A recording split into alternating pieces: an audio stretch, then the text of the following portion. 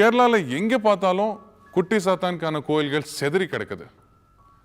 அந்த கோயிலில் என்னதான் நடக்குது உங்களுக்கு தெரியுமா?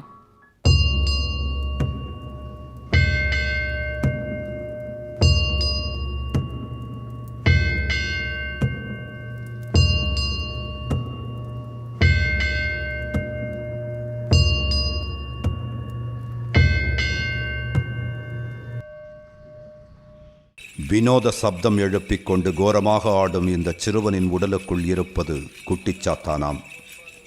இவர் சொல்வது குட்டிச்சாத்தானின் அருள் வாக்காம். கேரளாவில் சில இடங்களில் மட்டும்தான் இந்த காட்சிகளை காண முடியும். குட்டிச்சாத்தான் என்று சொன்னாலே நம் ஞாபகத்துக்கு வருவது குழந்தை உருவத்தில் ஒரு பேய் கொடூரமான முகத்தோடு இருக்கும் உருவம்தான். மாந்திரீகத்தில் பில்லி சூனியம், ஏவல், செய்வினை இப்படி பல பூஜைகள் செய்யப்படுகின்றன. அந்த பூஜைகளுக்கு எல்லாம் மூலம் குட்டிச்சாத்தான் தான். குட்டிச்சாத்தானை நோக்கியே அந்த மாதிரியான பூஜைகள் செய்யப்படுகின்றன. വിഷ്ണുമായ കുട്ടിച്ചാത്തൻ സ്വാമി എന്ന് പറഞ്ഞു കഴിഞ്ഞാൽ ദി ഗോഡ് ഓഫ് മാജിക് അങ്ങനെയാണ് അറിയുന്നത്. മാന്ത്രിക വിദ്യകളിലും അതുപോലെയുള്ള കാര്യങ്ങളിലും എല്ലാം വളരെ പെട്ടെന്ന് തന്നെ ഭക്തജനങ്ങൾക്ക് വേണ്ടതായിട്ടുള്ള കാര്യങ്ങൾ മാന്ത്രിക കർമ്മങ്ങളിൽ കൂടെ നേടിക്കൊടുക്കുന്ന ഒരു ദൈവമായിട്ടാണ് വിഷ്ണുമായനെ അറിയപ്പെടുന്നത്. செய்வினை வைப்பவர்கள், எடுப்பவர்கள் இவர்களை தாண்டி அந்த பூஜை நடக்கும் இடத்திற்கு யாரும் செல்ல முடியாது. எப்போது வேண்டுமானாலும் எதிர்த்தாக்குதல் நடக்கலாம். சிறு தவறு நடந்தாலும் குட்டிச்சாத்தான் வைப்பவரை காலி பண்ணிவிடுமாம். எங்களோட முன்னோர்கள் குட்டி சாத்தான் ரகசிய மந்திரங்களை எங்களுக்கு சொல்லி கொடுத்துருக்காங்க. அதை தினமும் பூஜை பண்ணிட்டு இருந்தா அதிக சக்திகள் வரும். இந்த மந்திரங்கள் யாருக்கும் தெரியாது, எங்களுக்கு மட்டுமே தெரிஞ்ச ரகசிய மந்திரங்கள். இதை வச்சுதான் மக்களுக்கான பிரச்சனைகளை நிவர்த்தி செஞ்சுட்டு இருக்கோம். யாருக்கும் தெரியாமல் மர்மமாக நடக்கும் அந்த பூஜை எப்படி இருக்கும் நாம் பார்க்க முடியுமா? மாந்திரீக உலகம் விசித்திரமானது. அதற்கு இருண்ட மர்மமான பயமுறுத்துற இடம் தேவைப்படுகிறது. அப்படியான ஓர் இடமாய் காலம் காலமாய் திகழ்கிறது கேரளா. கேரளா தனி ஒரு இது, அது எனக்கு எப்போவுமே தெரியும். கேரளா பற்றி நமக்கு நல்லாவே தெரியும். நம்ம ஊரோட இருக்குது, இல்லைன்னு சொல்லவில்லை. கேரளாவில் தமிழ்நாட்டை விட ஒரு 200% சொல்லலாம். இங்கே தன் குடும்பத்துக்கு செய்வினை வைக்கப்பட்டதாய் நம்புகிறவர்களும், தங்கள் எதிரியை செய்வினை வைத்து அழித்து விடலாம் என நினைப்பவர்களும் கேரளாவை நோக்கி வந்து கொண்டே இருக்கிறார்கள். அவர்கள் எங்கு செல்கிறார்கள், யாரை நாடுகிறார்கள், செய்வினை வைத்து குட்டிச்சாத்தானை எப்படி ஏவி விடுகிறார்கள், ஒரு முழு ரிப்போர்ட் இந்த நிகழ்ச்சி. ஒரு நாளைக்கு ஒரு முறையாவது மழைத்துளி விழுந்து விடுகிறது கேரளாவில். அதிலும் ட்ரிச்சூர் இன்னும் ஸ்பெஷல். ஈரமாகவே இருக்கிறது ட்ரிச்சூர். இங்குதான் குட்டிச்சாத்தானை ஏவி மாந்திரீகம் செய்வது ஃபேமஸ் என்று யாரை கேட்டாலும் சொல்கிறார்கள். நான் இங்கே ஒரு பக்தன்தான். நிறைய பிரச்சனையோடு இருந்தேன். இங்கே வந்த பிறகு தான் நானும் என் குடும்பமும் நல்ல நிலைமைக்கு வந்தோம். அதுக்கப்புறம் இங்கே நானே நிறைய பேரை கூட்டிகிட்டு வந்து விட்டுருக்கேன். கர்நாடகா, ஆந்திரா, தமிழ்நாடு எல்லா ஊர்லேருந்து வருவாங்க. வந்தவங்க எல்லாருக்கும் அவங்க காரியம் நல்லபடியாக நிறைவேறியிருக்கு. நம்மூரில் சாமி கும்பிட்டாலும் பூஜை அறையை பெரியதாய் வைக்க பயப்படுவார்கள். அழிந்து போன பல பெரிய வீட்டுக்குள் இசக்கி இருப்பதாய் கிராமங்களில் கதைகள் உள்ளன. ஆனால் கேரளாவில் வீட்டுக்குள்ளேயே குட்டிச்சாத்தானுக்கு கோவில் கட்டி அதற்கு பூஜைகள் செய்து வழிபடுகிறார்களாம். கேரளாவுக்கு மாந்திரீக வேலை விஷயமாய் வருபவர்கள் ட்ரிச்சூருக்கு வந்துதான் விசாரிக்கிறார்கள். இங்குள்ள ஆட்டோ டிரைவர்கள் அவர்களுக்கு பழக்கமுள்ள குட்டிச்சாத்தான் கோயில்களுக்கு அழைத்து போகிறார்கள். ட்ரிச்சூர் செல்லும் வழியில் விஷ்ணுமாயா குட்டிச்சாத்தான் கோவில் இருப்பதாக பெரிய ஃப்ளக்ஸ் பேனர் வைக்கப்பட்டிருக்கிறது. ஐயப்பன் புலிமேல் இருப்பது போல் எருமை மாட்டின் மேல் குட்டிச்சாத்தான் அமர்ந்திருக்கிறார். குட்டிச்சாத்தான் கோவிலுக்கு செல்ல ஒரு சிறிய பாதை மட்டுமே உள்ளது. அந்த பாதையே அங்கு செல்பவர்களை மிரளச் செய்திடும். வழியெங்கும் பசுமை நிறைந்து கிடந்தாலும் அழகை மிஞ்சி நின்றது அந்த பகுதியின் திகில். பகலை விட இரவு இன்னும் கோரமானது. வண்டியின் சத்தமே அந்த பகுதியில் வினோத இரைச்சலாக மாறுகிறது. கேரளாவில் சில வீடுகள் கோவில்கள் போலவும் சில கோயில்கள் வீடுகள் போலவும் இருக்கின்றன. குட்டிச்சாத்தான் கோயிலும் வீட்டுக்குள்ளே இருந்தது. நேர்த்தியாக கட்டப்பட்ட அழகிய வீடு. இந்த வீட்டில்தான் குட்டிச்சாத்தானை அடைத்து வைத்து வழிபாடுகள் செய்வதாகவும் அங்கு வரும் மக்களுக்கு அதை வைத்து குறி சொல்வதாகவும் குட்டிச்சாத்தானுக்கு மது, கள், அசைவம் என படையல் வைத்து பின் இரத்த பலி கொடுத்து குட்டிச்சாத்தானை தன் கண்ட்ரோலில் வைத்திருக்கிறார்கள் என்று சொல்லப்படுகிறது. இந்த குட்டி சாத்தான் கோவிலோட தலைமை ஆசான் நான் தான். இந்த குட்டி சாத்தான் கோவில் 400 வருஷம் பழமையானது. பரம்பரையாக நாங்கள் தான் பூஜை பண்ணிட்டு வரோம். இங்கே சித்து வேலைகள் எல்லாம் பண்ணுறதே நான் தான். அந்த அழகான வீட்டின் வாசலில் பெரிய எருமை மாடு நின்றது. குட்டிச்சாத்தானின் வாகனம் என்பதால் அது தனி கவனிப்பில் செழுமையாய் இருந்தது. வீடு மிகவும் ஆடம்பரமாய் இருந்தது. வீட்டில் எல்லா பக்கமும் சிசிடிவி கேமராக்கள். அந்த வீட்டின் ஓர் அறையில் இருந்தது விஷ்ணுமாயா குட்டிச்சாத்தான் கோவில். முற்றத்தில் இருந்த சிறிய பீடத்தில் சில கற்கள் வைக்கப்பட்டிருந்தன. அங்கு வரும் மக்கள் அந்த பீடத்தில் இருக்கும் கற்களை பார்த்து கும்பிட்டு தலையைச் சுற்றி தங்கள் கையில் இருக்கும் பூக்களை கற்கள் மீது தூவினார்கள். குட்டிச்சாத்தான்களோட தலைமை தான் விஷ்ணுமாயா குட்டிச்சாத்தான். அதற்கு கீழே தான் மற்ற குட்டிச்சாத்தான்கள். இந்த மேடையில் இருக்க கல்லுக்குள்ள தான் 390 குட்டிச்சாத்தான்கள் இருக்கு. இதை வச்சு தான் தினமும் பூஜை பண்ணிட்டு வரோம். தமிழ்நாட்டிலேருந்து குட்டி சாத்தான் கோயிலுக்கு ஏன் இத்தனை பேர் போறாங்கன்னு நீங்க ஒரு கேள்வி கேட்கலாம். அதாவது குட்டி சாத்தான் அப்படிங்கிற ஒரு பேர்ல சாத்தான் அப்படிங்கிற ஒரு வார்த்தை தமிழ்ல ரொம்ப இயல்பான ஒரு வார்த்தை. ஒரு காலத்துல குலதெய்வ கோயில தான் சாத்தான் கோயில்னு அழிச்சிட்டு இருந்தாங்க. அது மட்டும் இல்லாம மூதேவிக்கும் இங்க சில கோயில்கள் இருந்திருக்கு. ஆனா இது எல்லாமே கொஞ்சம் கொஞ்சமா மறைஞ்சு புது புது பெயர்களால அழைக்கப்படுறதுனால குட்டி சாத்தான் அப்படிங்கிற ஒரு பேர் தமிழ்நாட்டில் இருக்கிறவங்களுக்கு ரொம்ப அமானுஷமா தெரியுது, ஆர்வத்தை தூண்டுது. இந்த கோவிலுக்குள் வெறும் பாதங்களில் நடந்து செல்வது கொஞ்சம் சிரமமாக இருந்தது. சிறிய அளவில் உள்ள ஜல்லியை கோவில் முழுக்க தரையில் கொட்டி வைத்திருந்தார்கள். கோவிலின் வாசலில் ஒரு பெரிய விளக்கு இருந்தது. அடுக்கடுக்காக விளக்கு மேலே எழ விளக்கின் முடிவில் ஒரு எருமை உருவமும் இருந்தது. விஷ்ணுமாயாவின் வாகனம் எருமை என்பதால் ஆங்காங்கே எருமை உருவங்களை பார்க்க முடிகிறது. குட்டிச்சாத்தான் ஒன்று போகுது. 390 குட்டிச்சாத்தான் இருக்குது. அதுக்கு விஷ்ணுமாயான்னு பெரிய சாத்தம். அவருக்கு தான் நம்ம பூஜை பண்ணி உள்ள வச்சுருக்கோம். அந்த குச்சிக்கை கொடுத்து நாம் பூஜை பண்ணும்போது அந்த சாத்தனை இங்கே இருக்குது. எல்லாருக்கும் துல்லியமாக கிடைச்சி துல்லியமாக எல்லாருக்கும். ஒரு வாகனத்தில் 5 நபர்கள் காரில் இருந்து இறங்கி வேகமாக விமோத் இருக்கும் ரூமை நோக்கி நடந்தார்கள்.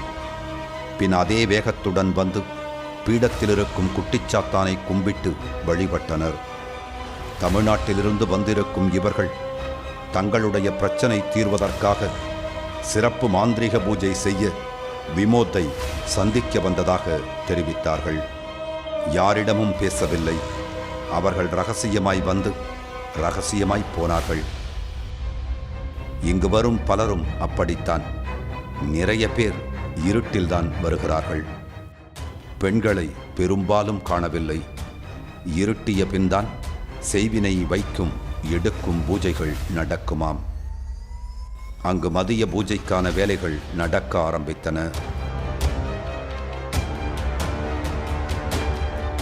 அங்கு இருந்தவர்களின் உடையும் நகைகளும் மாந்திரீக உலகத்துக்கு ஏற்றாற் போலவே இருந்தன. அந்த சாமியார்கள் போட்ட மாந்திரீக சக்கரமும் வினோத குறியீடுகளாகவே இருந்தன.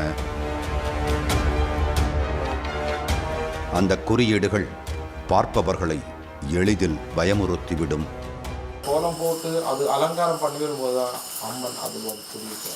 இந்த அம்மன் பிரசாதிச்சா இங்கே இருந்த குட்டிச்சாதனம் கூட இறங்கி அந்த குட்டிச்சாதனோட சக்தி அது நமக்கு எனக்கே சொல்ல முடியாது. அங்கிருக்கும் உயரமான விளக்குக்கு தீபம் ஏற்றப்பட்டது.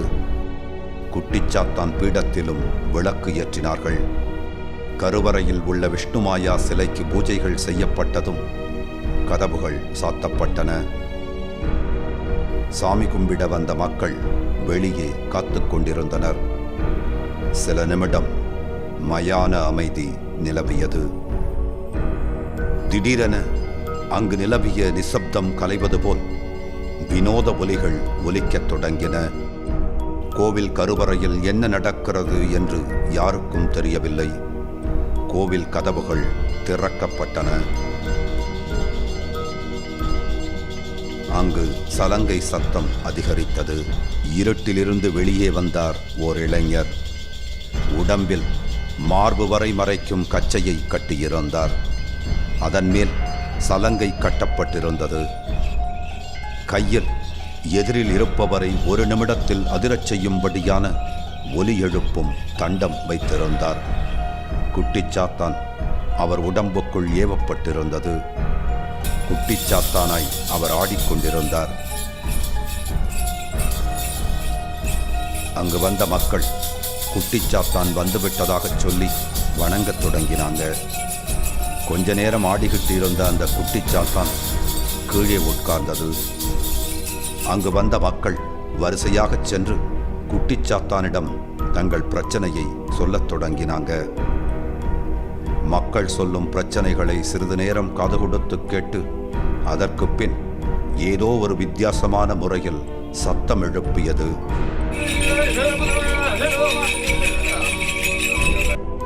அருகில் இருந்த விமோத் குட்டிச்சாத்தான் சொல்வதை கேட்டு பின் அதை மக்களுக்கு டிரான்ஸ்லேட் செய்கிறார்.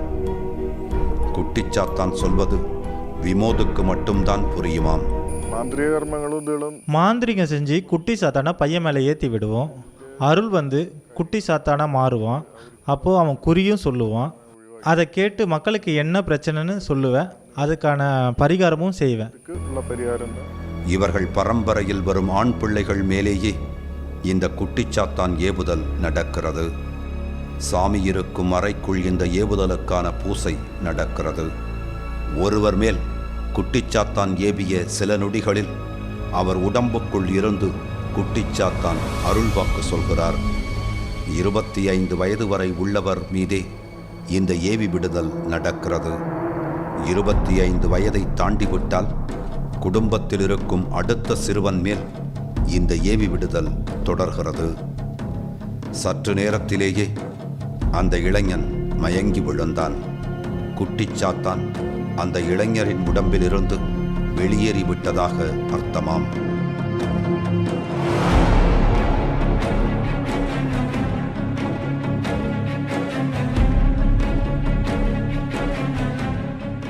மதிய பூஜை முடிந்தபோது மழை பெய்தது. அப்போதும் குட்டிச்சாத்தான் பீடத்தில் இருந்த விளக்கு எரிந்து கொண்டிருந்தது. பொதுவாக வெட்ட வெளியில் விளக்கு ஏற்றப்பட்டிருந்தால் அது காற்றில் அணைந்துவிடும். ஆனால் இங்கே காற்றுடன் சேர்ந்து மழையும் பெய்து கொண்டிருந்தது. மழை படபடவென கொட்டிக் கொண்டிருந்த சமயம் விளக்கு அணையாமல் எரிந்து கொண்டே இருந்தது. பொதுவா பீடங்களில் விளக்கு ஏற்றும் போது அது அணையாமல் இருக்க கட்டுக்கட்டி போடுவதாய் சொல்வார்கள். இதை பார்க்கும்போது மந்திரத்துக்கு கட்டுப்பட்டது போலவே இருந்தது.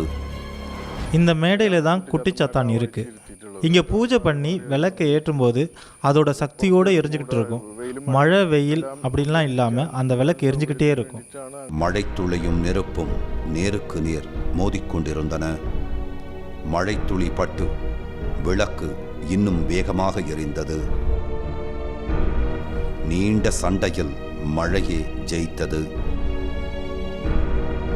சாமியார் அறையில் இருந்தார். அவரின் அறை எல்லாம் கணினிமயமாய் மாறியிருந்தது. வெளிநாடுகளில் இருந்து செய்வினை வைக்கவும் எடுக்கவும் ஃபோனும் மெயிலும் வருமாம். போனிலேயே அந்த வேலைகளை செய்து விடுவாராம். അവരെ ജാതകം எங்ககிட்ட ஜாதகம் மட்டும் அனுப்பி வச்சா போதும். அவங்களோட இப்போ உள்ள பிரச்சனைகளை சொன்னாங்கன்னா அதுக்கு மட்டும் நிவர்த்தி பண்ணி தருவோம். ഡീറ്റെയിൽസ് പറയുന്നു.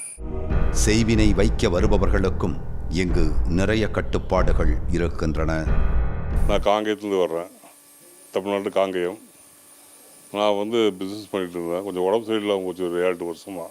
அப்புறம் பார்த்தேன், பார்த்துட்டு சொன்னேன், சரி ரைட்டுங்க, நீங்கள் ஒரு 11 நாள் கழிச்சு வாங்கினாரு. இன்னைக்கு வந்திருக்கேன். இப்படி மறைமுகமான பயம் இங்கு வருபவர்களிடம் பரப்பப்பட்டு கொண்டே இருக்கிறது. வருபவர்கள் அனைவரிடமும் குட்டிச்சாத்தான் தங்களை தாக்கிவிடுமோ என்ற அச்சம் இருந்து கொண்டே இருக்கிறது. எதிரிகளை வீழ்த்தவே பலர் இவரிடம் வருகிறார்களாம்.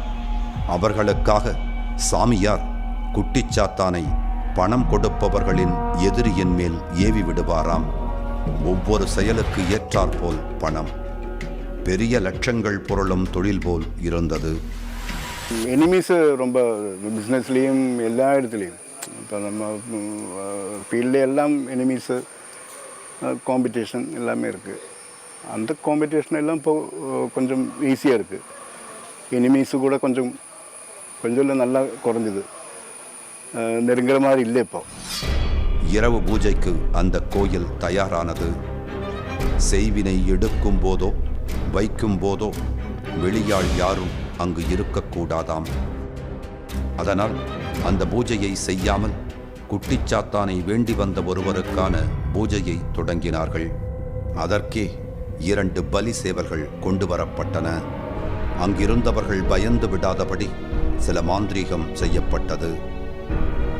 குட்டிச்சாத்தான் இருப்பதாகச் சொல்லும் கற்கள் மீது மஞ்சள் தடவி அபிஷேகம் பண்ணினாங்க. சில நிமிடங்களில் அந்த இடத்தின் காட்சி மாறியது. எல்லாம் நேர்த்தியாயிருந்தது. அழகும் ஒருவித அமானுஷ்யமும் கலந்த கலவையாய் அந்த சூழ்நிலை மாறியது. தீப்பந்தம் தொடங்கி அங்கிருந்த எல்லா பொருட்களும் விசித்திரமானதாக இருந்தன. மந்திரவாதி கலசத்திற்கு ஆரத்தி எடுத்து தீபாராதனை காட்டி பூஜையை ஸ்டார்ட் பண்ணாரு. அவரிடமிருந்து மந்திரங்கள் ஆக்ரோஷமாக ஒலிக்கத் தொடங்கியது. குட்டிச்சாத்தானை வேண்டி பூஜை செய்யும் அந்த நபர் அருகில் உட்கார்ந்திருந்தார். பல வகையான முத்திரைகளை காட்டி அதற்கு மந்திரம் சொல்லி மந்திரவாதி ரொம்ப ஆக்ரோஷமாக பூஜை செய்து கொண்டிருந்தார். அங்கிருப்பவர்கள் பூஜை செய்வதை ஆர்வமாக பார்த்து கொண்டிருந்தனர். குட்டிச்சாத்தானுக்கு பலி கொடுக்கும் பூஜை தொடங்கினார்கள். மீண்டும் மழை கொட்டத் தொடங்கியது. மாந்திரீகம் மேல் நம்பிக்கையற்றவர்கள் கூட இந்த இடத்தில் இந்த சூழ்நிலையில் இருந்தால் சில நிமிடங்கள் மிரண்டு போவார்கள். அந்த அளவுக்கு இங்கிருக்கும் சூழ்நிலைகள் எல்லாம் மனதை ஊடுருவுகிறது. மழையிலும் பூஜை நிறுத்தாமல் நடந்து கொண்டே இருந்தது. எரிந்து கொண்டிருந்த தீப்பந்தம் மழையில் நனைந்து கொண்டே இருந்தது. பலி கொடுப்பதற்காக கொண்டு வரப்பட்ட சேவல்கள் அந்த பீடத்தின் அருகே வர வர அலறத் தொடங்கியது. நம்ம எல்லா துரிதங்களும் அந்த கோழியால் வச்சு, இந்த கோழி வச்சா நான் அங்கே இருந்தேன் இறங்க மாட்டாங்க. கோழி விட்டால் நான் போயிடுது. ஆனால் நம்ம வச்சு பூஜை பண்ணும்போது அங்கே இருந்ததுன்னா அது அங்கேயே இருக்கும். அந்த சாத்தன் அங்கே இருக்குது. அந்த சாத்தன், அந்த குட்டிச்சாத்தனே அந்த கோழி திருஷ்டியில் பார்த்தோன்னா அங்கேயே எங்கேயே மாறாது, அது அங்கேயே இருக்கும்.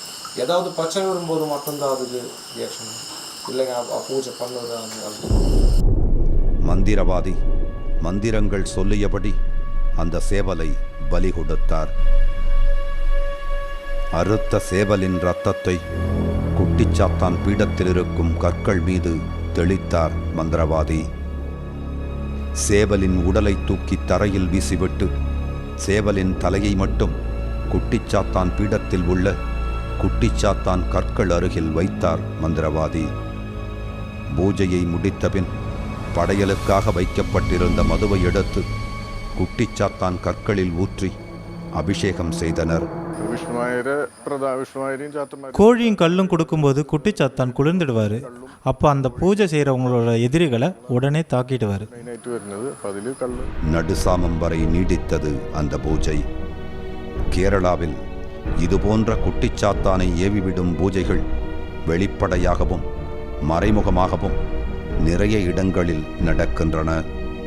மனிதர்களுக்கு ஏதோ ஒரு மர்ம சக்தி தேவைப்படுகிறது. தன் சக்திக்கு அப்பாற்பட்ட அந்த சக்தி தன்னை கஷ்டங்களில் இருந்து காக்க வேண்டும் என நம்புகிறார்கள். பலர் மோசடி நபர்களிடம் சென்று பெரும் பணத்தை ஏமாறுகிறார்கள். ஆனால் பல நேரங்களில் எதிரியை நேரடியாக வீழ்த்த முற்படாமல் இதுபோன்ற செயல்களில் இறங்குகிறார்கள். இதுவும் ஒரு வகையில் நல்லதுதான். ஏனெனில் எவ்வளவு முற்பட்டாலும் நல்லவர்கள் தானே வெல்வார்கள். சாத்தா அப்படின்னால தீய சக்தின்னு நிறைய பேர் நினைச்சிட்டு இருக்காங்க. அதனால செய்வினை வைக்கிறதுக்கு குட்டி சாத்தான் கோயிலுக்கு போறாங்க. ஆனா சாத்தா அப்படிங்கிறது தமிழ்ல ரொம்ப உயர்வான ஒரு வார்த்தை. எல்லா பிரச்சனையும் அறிஞ்சவர், எல்லா பிரச்சனைக்கும் தீர்வு சொல்றவங்க தான் சாத்தான்னு அழிச்சிட்டு இருந்தாங்க.